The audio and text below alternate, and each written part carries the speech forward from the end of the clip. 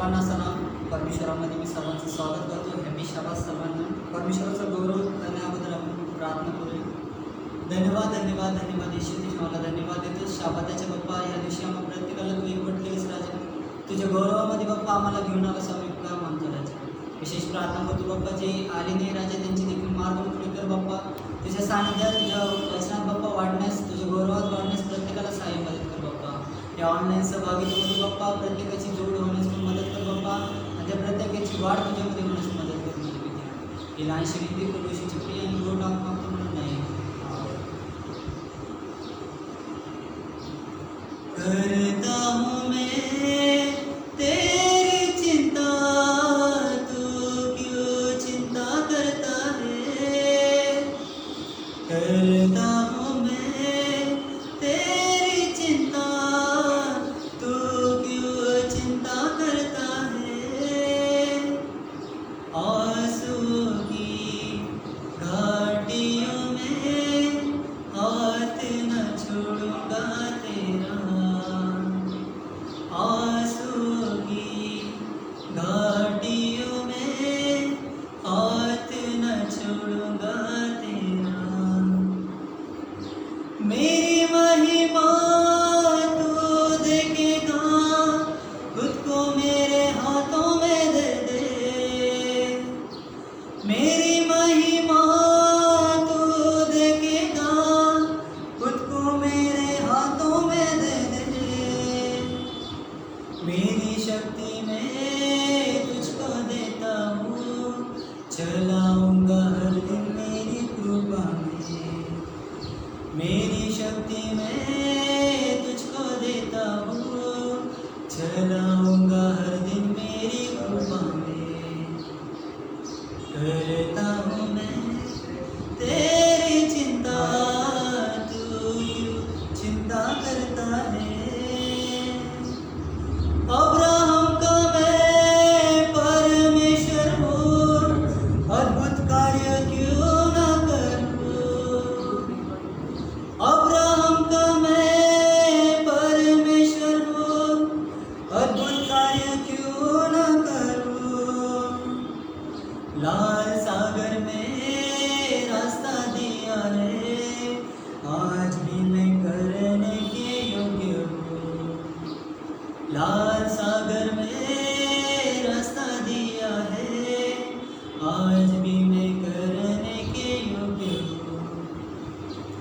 करता हूँ मैं तेरी चिंता, तू क्यों चिंता करता है.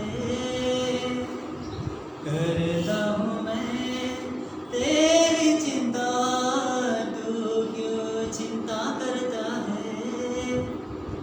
आंसुओं की घाटियों में हाथ न छोड़ूंगा तेरा. आंसुओं की घाटियों में हाथ न छोड़ूंगा तेरा.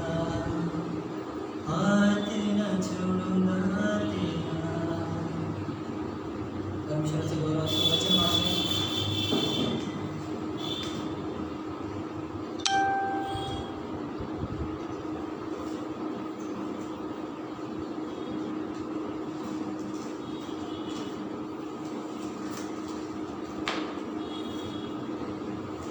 स्तोत्रसंहितेचा 26वा अध्याय आणि 3 वचन आपण बघूया.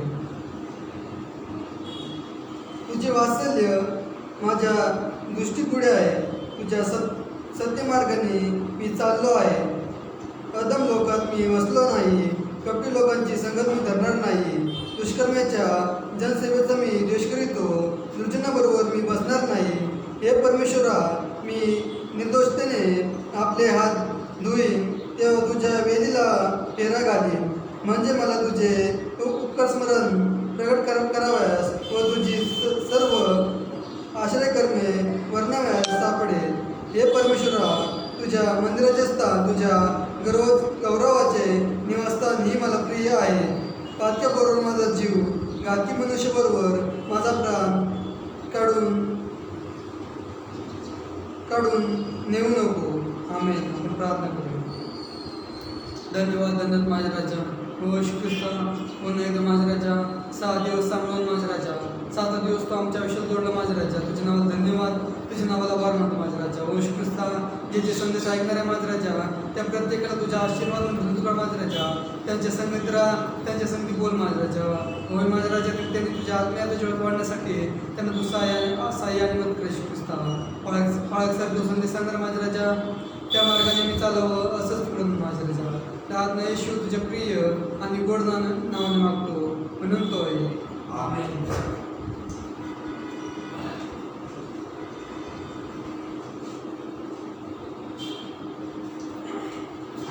पुन्हा एकदा परमेश्वराच्या नावाला धन्यवाद देऊया. आनंद वाटतो या ठिकाणी पुन्हा एकदा 6 दिवसामध्ये परमेश्वराने चांगल्या रीतीने सांभाळले. त्याच्या पावित्र्यामध्ये, त्याच्या आशीर्वादामध्ये, त्याच्या शाबादामध्ये परमेश्वराने तुम्हाला मला प्रत्येकाला एकत्रित केलेलं आहे. परमेश्वराच्या नावाला धन्यवाद देऊया. आज जरी पुन्हा एकदा ऑनलाईन सभा असली तरी तुम्ही तुमच्या घरातून देवाच्या वचनाला प्रतिसाद देत आहेत आणि परमेश्वराच्या सहवासामध्ये राहत आहेत. त्याबद्दल परमेश्वराच्या नावाला धन्यवाद देऊया. कारण तोच परमेश्वर आपल्याला चांगल्याचं ज्ञान देतोय. तो परमेश्वर आपल्याला त्याच्याजवळ आणतोय. परमेश्वराच्या नावाला धन्यवाद देऊया. पुन्हा एकदा त्याचा जय जयकार. आणि यावेळेला प्रभूमध्ये तुम्हा सर्वांचं मी स्वागत करीत आहे. या शाबातामध्ये विशेष करून जे ऑनलाईन भक्तीमध्ये या ठिकाणी विराजमान झालेले आहेत, जे ऐकतायत, जे वचन ग्रहण करतायत आणि आशीर्वादाने भरून जात आहेत, त्या प्रत्येकाचं प्रभूमध्ये या ठिकाणी मी स्वागत करतो. पुन्हा एकदा परमेश्वराच्या नावाला धन्यवाद देऊया. या ठिकाणी जेवढा वचन तुमच्या पुढे आलेलं आहे, एक साधं वचन, या ठिकाणी एक वचन, त्या वचनावर आपल्याला सगळ्यांना मनन करायचे. दावीद राजा या ठिकाणी चिंतित आहे. परमेश्वराला म्हणतोय, हे परमेश्वरा, पातक्याबरोबर माझा जीव आणि घातकी लोकांबरोबर माझा प्राण काढून घेऊ नकोस. आणि या ठिकाणी जे वचन आहे, जर आपण प्रभू येशू ख्रिस्ताच्या बाबतीत जर पाहिलं, मत्तेयाचा पहिला अध्याय 21 वचन जर पाहिलं तर येशू ख्रिस्ताला जगामध्ये जे पाठवलेले पाप्यांना पापापासून तारवायसाठी या जगामध्ये पाठवले. आणि जर आपण विचार केला आज जगामध्ये, कारण ह्याला पहिले पत्र 5वा अध्याय आणि 19-20 वचन जर पाहिलं तर त्याच्यामध्ये सांगितलेले सारं जग त्या दुष्टाच्या आहे. आणि आपण सुद्धा, आपण जे आहोत, आपल्याला जरी ख्रिस्त कळालेला असला, जरी आपण येशू ख्रिस्ताचा स्वीकार केलेला असला तरी बऱ्याच वेळेला आपण सैतानाच्या मोहपाशामध्ये, सैतानाच्या आकर्षणाच्या मागे लागतोय आणि आपण नाश करून घेतो. आणि म्हणून आपण प्रत्येकाने त्या दृष्टीने आपण प्रत्येकाने सावध व्हायचंय. कारण या ठिकाणी जो शेवटला क्षण आहे तुमचा, माझा, प्रत्येकाचा, आणि हा शेवटला क्षण फार महत्त्वाचा आहे. देवाचं वचन जर आपण पाहिलं, देवाची आपल्याबद्दलची इच्छा जर पाहिली, इर्मयाचा 19वा अध्याय जर पाहिला तर त्याच्यामध्ये सांगितले, तुमच्यासाठी माझ्या मनामध्ये संकल्प आहे. परमेश्वर म्हणतो, तुमच्यासाठी माझ्या मनामध्ये संकल्प आहेत, हे मी जाणतो, ते संकल्प हिताचे. बरोबर, परमेश्वराचे जे संकल्प आपल्यासाठी जो परमेश्वर विचार करतोय, नेहमी चांगला करतोय. आणि म्हणून एस्केल 33:11 किंवा पेत्राला दुसरे पत्र 3रा अध्याय 8-9 वचनामध्ये जर पाहिलं तर त्या ठिकाणी सांगितलेले, दोन्ही वचनामध्ये त्या ठिकाणी सांगितले, दुर्जन मरावा यात मला संतोष नाही तर त्याने मागत. परंतु जर आपण पाहिलं, विचार जर केला आपल्या जीवनाचा, तर बऱ्याच वेळेला आपण सैतानाच्या मोहपाशामध्ये आपण अडकलं जातोय. सैतानाच्या आकर्षणाच्या मागे आपण धावत राहिलो. आणि ते आकर्षण कुठलं आहे? जर आपण एस्केलचा 28वा अध्याय जर पाहिला आणि तिथं 11 पासून जर पुढची वचनं पाहिली तर बऱ्याच गोष्टी त्या ठिकाणी नमूद केलेल्या आहेत. आणि जर जगामध्ये आपण आपल्याकडे नजर टाकली, आपल्या कुटुंबाकडे नजर टाकली, तर बऱ्याच त्या ज्या गोष्टी त्या ठिकाणी सांगितलेल्या आहे एस्केलाच्या पुस्तकामध्ये, म्हणजे जे सैतानाचं वर्णन केलेलं आहे, आपण ते वाचून बघूया. सुंदरचं वचन आहे एस्केलाचा 28वा अध्याय आणि 11 पासून वचन. त्या ठिकाणी जर देवाचं वचन पाहिलं तर मग आपण कशाच्या मागे चाललेलो हे आपल्याला त्या ठिकाणी कळून येईल. पुन्हा परमेश्वराचे वचन मला प्राप्त झाले की, मानव पुत्रा, सूर्याच्या राजाविषयी विलाप करून त्याला सांग, प्रभू परमेश्वर म्हणतो, तू पूर्णतेची मुद्राच आहेस, तुझे ज्ञान पूर्ण व सर्वांग सुंदर आहेस. देवाच्या एदेन बागेत तू होतास. आला, पुष्कळा, हिरा, लसना, गोमेद, यास्पे, निलमणी, 5 माणिक व सोने असे अनेक तऱ्हेचे जवाहीर तुझ्या अंगभर होते. खंजिऱ्या व बासऱ्या यांचे कस तुझ्या येथे चालत असे. तुला निर्मिले त्या दिवशी त्यांची योजना झाली. तू पाखर घालणारा अभिषिक्त करतो होतास, मी तुझी तशी योजना केली होती. म्हणजे जर आपण पाहिलं या सगळ्या वर्णनामध्ये जर विचार केला तर सगळं काही म्हणजे आज मानवाला जे लागतं, आज मानवाला ज्यामुळं सुख होते, ज्या सोन्या रुपयामुळं, ज्या हिरे माणिक मोत्यामुळं मानवाला सुख होते,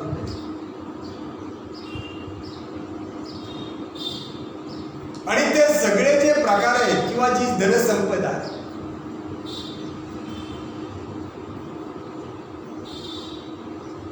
त्याच्याकडे सौंदर्य, त्याचं बोलणं दुसऱ्याला आकर्षित करते. तो ज्यावेळेला गातोय त्यावेळेला तो दुसऱ्याला आकर्षित करतो. इथं सांगितलेले वीणा आणि बासऱ्या वाजवण्याचं कसं त्याच्याकडे. परंतु यामध्ये जर आपण पाहिलं, सगळ्यांमध्ये जर पाहिलं, विशेष करून ज्यासाठी जगामध्ये भांडणं चालत आहेत, भांडणं निर्माण होत आहेत, आणि ती संपत्ती त्याच्याकडे, त्या सैतानाकडे आहे. जर वचनांकडे आपण नजर टाकली,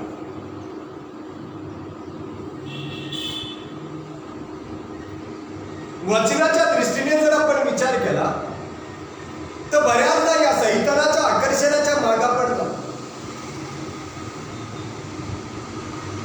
किंबहुना तो आपल्याला त्याच्या सौंदर्यामुळे म्हणा, त्याच्याकडे असलेलं धन त्याच्यामुळे म्हणा, त्याच्याकडे असलेलं कसब त्याच्यामुळे म्हणा, आपल्याला तो आकर्षित करतो.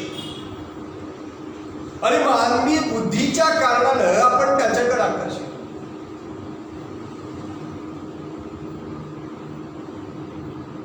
पण जर आपण त्याच्या बाबतीत जर विचार केला, सगळं त्याच्याकडे, सगळं कसब, सगळं सौंदर्य, सर्वांग सुंदर जरी तो असला तरी मात्र जर आपण विचार केला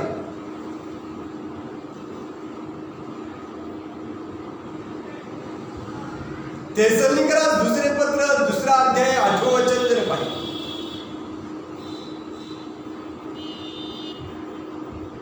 त्या ठिकाणी सांगितलेले, मग तो पाप पुरुष प्रगट होईल, धर्माला विरोध करणारा प्रगट होईल, पवित्र परमेश्वराला, त्याच्या वचनाला, त्याच्या आज्ञेला विरोध करणारा प्रगट होईल. आणि देवाचं वचन पुढे असं सांगते की येशू ख्रिस्त त्याच्या मुखाच्या श्वासाने त्याला मारून टाकेल. म्हणजे ज्याच्या मागा पण लागलोय, ज्या आकर्षणाच्या मागा पण पळतोय, त्याचा नाश आहे. म्हणून तर बऱ्याच वेळेला आपण जर विचार केला, बरेच जण म्हणताय धन जर लपवून ठेवलेलं असलं, दडवून ठेवलेलं असलं तर त्याच्यावर नाग असतो, त्याच्यावर साप असतो. म्हणजे त्याचा खोलवर जाऊन जर विचार केला आपण तर त्या धनाला सुद्धा भीती असते, कुणी ओरबाडून नये.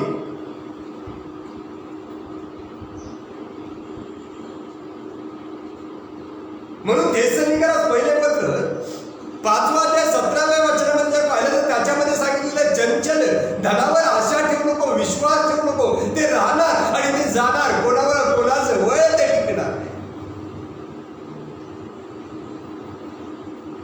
पण जर देवाच्या दृष्टीने जर आपण विचार केला, या धनाला भीती वाटते, म्हणूनच त्याच्यावर कुणीतरी रक्षण करायला, त्याच्या उलट जर आपण विचार केला,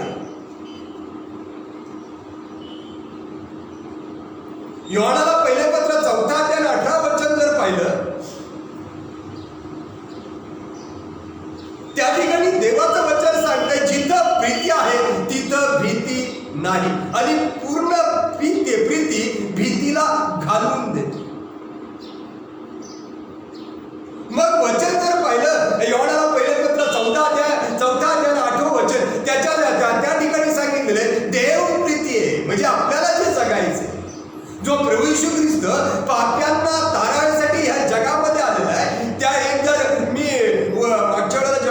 सांगत होतो, तुम्ही जर दोन्हीमध्ये जर फरक केला,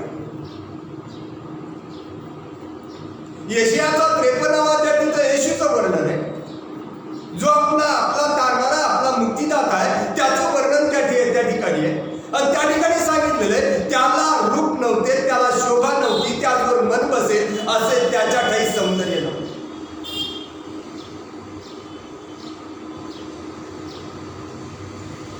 मनुष्याने टाकिलेला व्याधींशी परिचित असा तो होता. हे झालं येशूचं वर्णन. पण एक त्याच्यामध्ये जर पाहिलं त्या येशूमध्ये जरी रूप नव्हतं, जरी शोभा नव्हती, त्याचवर मन बसेल असे त्याच्या काही सौंदर्य नव्हतं, पण एक तो सार्वकालिक जीवन घेऊन आलेला होता. तो जो स्वर्ग सोडून आला आपल्याला तारण देण्यासाठी, आपल्याला पापापासून मुक्ती देण्यासाठी ह्या जगामध्ये आला.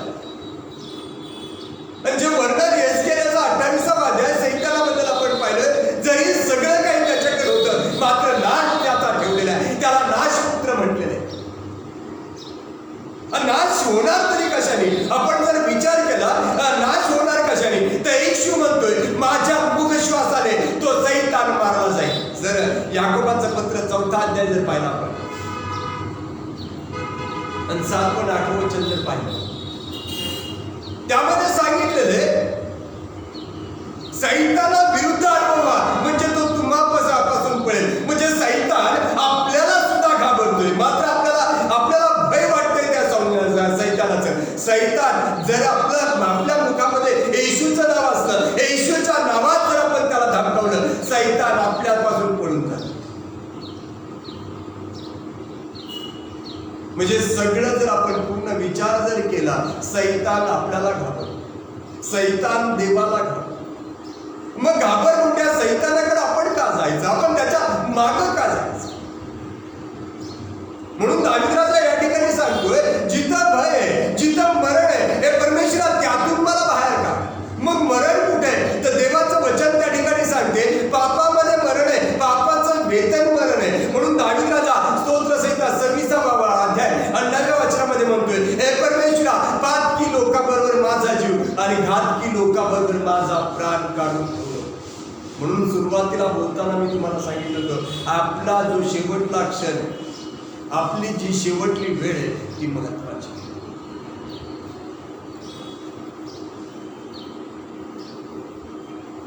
आपली शेवटली वेळ, शेवटला क्षण महत्वाचा आहे. लूक 23वा अध्याय जर पाहिलं, 42वं वचन जर पाहिलं, त्या वधस्तंभावर तिथं चोराला विचार आला. पण जेव्हा तो विचार करायला लागला, त्या विचारामध्ये त्याला कळलं मला जे टांगण्यात आलेले, मला जे क्रूस खांबावर खिळलेले, मी वाईट केलेलं आहे.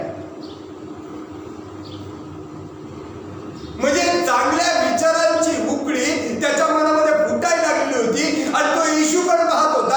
आणि येशूकडे पाहत असताना मनामध्ये विचार करायचा हा निष्पाप आहे, हा निरागस आहे, तरी याला वधस्तंभावर खिळलेलं आहे. मात्र याच्यामध्ये सामर्थ्य, याच्यामध्ये ताण आहे.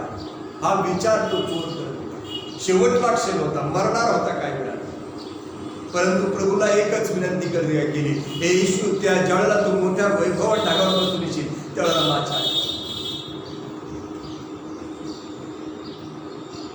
आठवण करायची वेळच येऊ दिली नाही. त्या चोराला तात्काळ येशू ख्रिस्त म्हटला तू आज माझ्या बरोबर, तुला आश्वासन देतो, तू आज माझ्या बरोबर सुख लोकात असशील.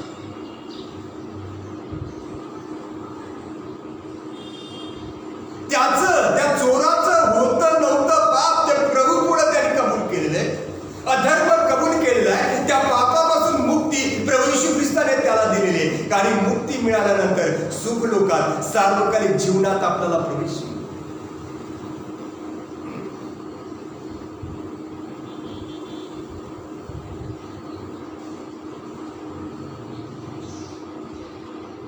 आपण वचनामध्ये जर पाहत असतो जी भयंकर परिस्थिती निर्माण होत आहे, बरेच पास्टर सांगतात भूमिकंप होणार आहे, बरेच पास्टर सांगतात दुष्काळ येणार आहे, मर्या पटक्या येणार आहेत, बरेच बाळक ते सांगतात. वचनांकडे जर आपण पाहिलं, मनन केलं, मग शेवटला काळ नेमका कोणता आहे? कुठल्या पापामध्ये लोक सापडणार आहेत त्याच्यातून आपल्याला बाहेर निघायचं हे आपल्याला बघावं लागेल. कारण दावीद राजा म्हणतो त्याच्यामध्ये मला मरू देऊ नकोस, मेलं तर मला नरक मिळणार आहे, मला जायचंय स्वर्गाच्या राज्यात. हा विचार आपला पाहिजे. आणि नेहमी तुम्हाला सांगताना मी मोठे पाप तुमच्या पुढे मांडत नाही, छोटे पाप तुमच्या पुढे मांडतो. म्हणता याचा 5वा अध्याय 21व्या वचनापासून त्या ठिकाणी भावांबद्दल सांगितलं. आणि त्या ठिकाणी सांगितलेले जो आपल्या भावावर उगाच रागावेल तो न्यायसभेच्या दंडास पात्र होईल. पहिली गोष्ट. दुसरं त्यांनी सांगितलेले प्रभू येशू ख्रिस्ताने दुसरं सांगितलेले जो कोणी आपल्या भावाला वेडगळा म्हणेल तो वरिष्ठ न्यायसभेच्या दंडास पात्र होईल. दुसरी शिक्षा. आणि तिसरं त्या ठिकाणी सांगितलेले जो कोणी आपल्या भावाला मूर्खा म्हणेल तो अग्नी नरकाच्या दंडास पात्र होईल. 3 गोष्टी त्या ठिकाणी सांगितल्या.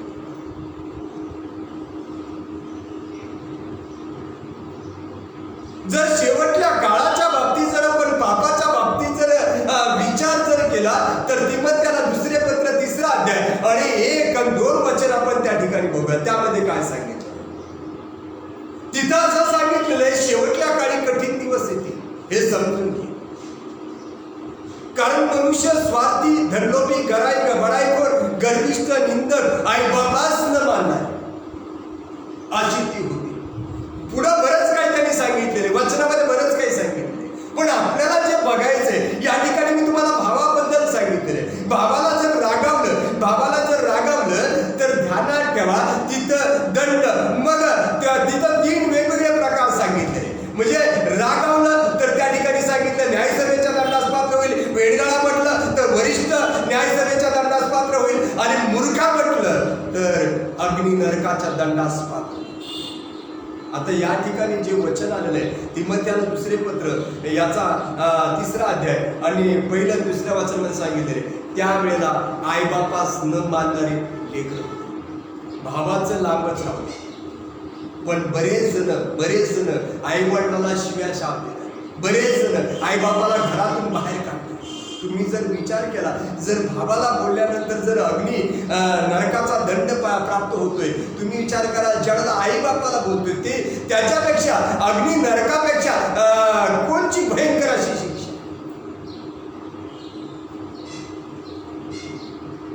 म्हणून आपल्याला तो विचार करायचा. तुम्हाला मला तो विचार करायचा आहे. हे पाप जे आहे, हे जे पाप आहे तिथं त्या शेवटल्या काळी कठीण दिवस येतील हे समजून घे. कारण मनुष्य स्वार्थी, धर्मी, बडाईखोर, गर्विष्ठ, निंदक, आईबापास न मानणारी, कृतज्ञ, अपवित्र, शांतता द्वेषी, चहाड, असंयमी, चांगल्यावर भेट न करणारी, शांतता द्वेषी, असंयमी अशी.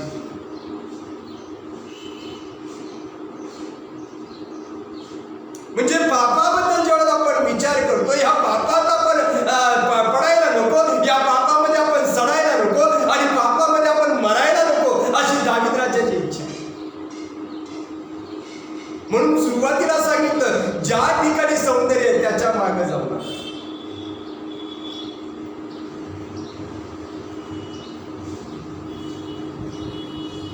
नीतिसूत्राचा 31वा अध्याय 30वा वचन जर पाहिलं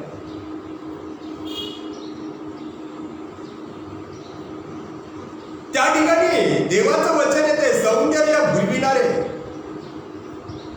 आणि लावण्य व्यर्थ आहे.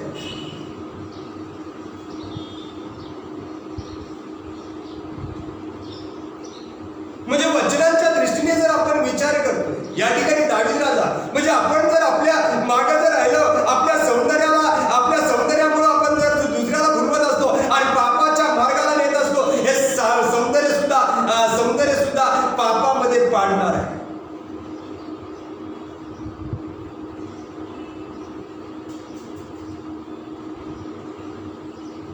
म्हणून आपण प्रत्येकाने सावध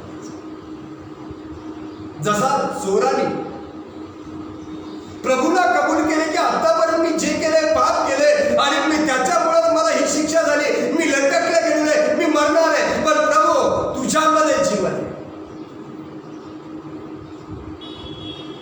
आणि ही वेळ त्या प्रभूला स्वीकारायची.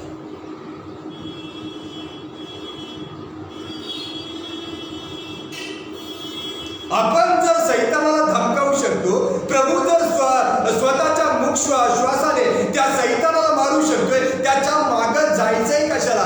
जो जीवन देणारा, जो तारणार आहे, त्याच्या मागं आपल्या प्रत्येकाला चालायचं.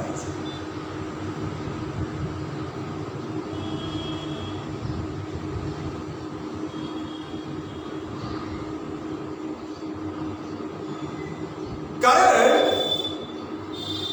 सैतानाचं जे आपण घेऊ, सैतानाकडून आपण जे धारण करू,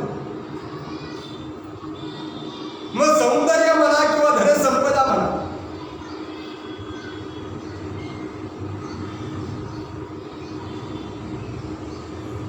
त्याच्यामुळं भय मात्र निर्माण होतं.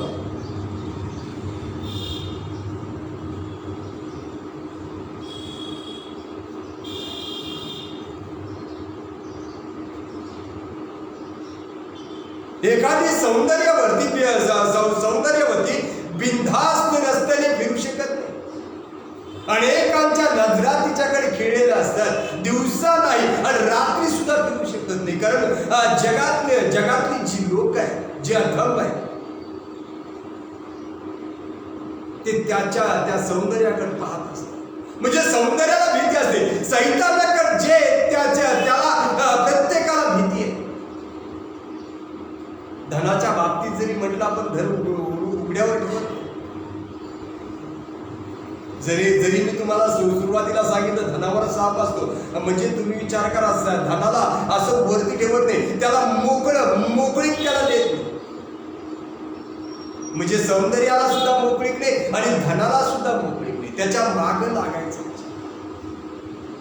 त्याच्यामुळं जर आपल्यामध्ये आपल्या काही जर पाप वाढत राहिले, त्या गोष्टींना आपल्यापासून दूर करायचं. म्हणून या ठिकाणी दावीद राजा म्हणतोय, परमेश्वरा, पातकी लोकांबरोबर माझा जीव, घातकी लोकांबरोबर माझा प्राण काढून घे. आणि तुम्हाला मला प्रत्येकाला ती विनंती करायची, जर पापात मी गेले,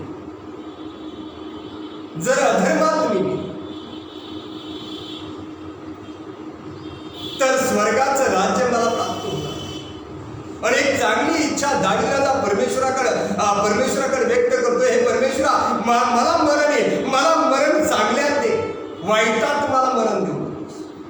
आणि तुमची माझी तीच इच्छा पाहिजे, आपल्याला सुद्धा चांगल्यात मरण आला पाहिजे, धार्मिकतेमध्ये मरण आलं पाहिजे. परमेश्वर तुम्हा सर्वांना अशी मदत. प्रार्थना करूया. प्रार्थना करूया. प्रेम पित्या, आज पुन्हा बाप्पा तुला धन्यवाद. माझा राजा, तुझा जय जयकार, तुझा जय जयकार. तुला उंचावतो, तुला गौरवतो, तुझ्या नावाला धन्यवाद देतो. माझा राजा कर बाप्पा, तू ये बाप्पा.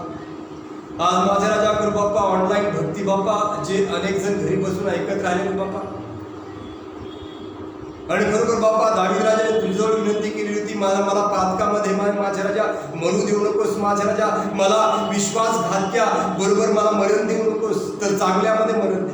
हो येशू, हे माझ्या राजा, आमचा चांगुलपणा बाप्पा तू जमेस धरणार आहेस माझ्या राजा. आणि म्हणूनच बाप्पा, आम्हाला चांगल्यात तू वाढी बाप्पा. हे नातुष बाप्पा, करू बाप्पा, जे तुझं वचन ऐकतात बाप्पा, त्या प्रत्येकाच्या डोक्यावर तुझा हात येऊ दे बाप्पा. प्रत्येकाचे कान तू उघड बाप्पा. तुझं वचन बाप्पा प्रत्येकाच्या कानापासून बाप्पा हृदयाला जाऊन भिडाव बाप्पा, असंच तू होऊ देत माझ्या. नासुरीशी बाप्पा, जे आजारात असतील, जे दुःखात असतील, जे त्रासात असतील बाप्पा, त्यांचे आजार, दुःख, त्रास, संकट बाप्पा तुम्ही मार. आज माझ्या राजा मी प्रार्थना करतो बाप्पा, बंतीच्या आणखींसाठी बाप्पा, कामिनी अक्कासाठी बाप्पा, त्यांच्या डोळ्याला बाप्पा तू स्पर्श कर बाप्पा. चांगली दृष्टी बाप्पा त्याला दे बाप्पा. आज दीपकला स्पर्श कर बाप्पा, जो दवाखान्यात आहे माझ्या राजा. आज येशू तुझा बाप्पा, त्याच्या खाडक्याच्या जवळ बाप्पा, त्याच्या डोक्यावर तुझा हात उठव बाप्पा. हे येशू, त्याच्या नसा बाप्पा तू शुद्ध कर बाप्पा. त्याला तू आरोग्य दे आणि सुखरूप घरी तू आण माझे येशू. प्रभू येशू, तुला धन्यवाद. तुझा जय जयकार, तुझा जय जयकार माझे. आज माझे येशू तू ये बाप्पा, मोहिनीचे वडील बाप्पा तुझ्या चरणाजवळ आहेत बाप्पा. आज बाप्पा तुझा अनुभव बाप्पा त्याला तू दे. त्यांच्या डोक्यावर बाप्पा तुझा हात तू ठेव बाप्पा. मोहिनीच्या जीवनातले सर्व अडथळे बाप्पा दूर कर बाप्पा आणि घडू दे तुझ्या नामाचा जय जयकार. आज माझ्या राजा या भक्तीमध्ये जे सहभागी झालेले बाप्पा प्रत्येकाला आशीर्वादाने भरलंय साभार झालेल्या सर्व अपराधांची दरीन कृपेने तू क्षमा कर. येथून पुढची संपूर्ण वेळ काळ मी तुझ्या सोबत आहे. येशू तुझ्या पवित्र आणि गौर नावावर मागतो हे आमच्या स्वर्गातील बाप तुझे नाम पवित्र मानले. तुझे राज्य जसे स्वर्गात तसे तुझ्या इच्छेप्रमाणे आमची रोजची भाकर मास आणि जसे आम्ही आपण यासवर ठेवल्या तसेच तो आमचे मास आणि मास पेक्षा तर मास वाटपासून कारण की राज्य सामर्थ्य गौरव ही सर्व काळ तुझीच आहे. आमेन. चला पण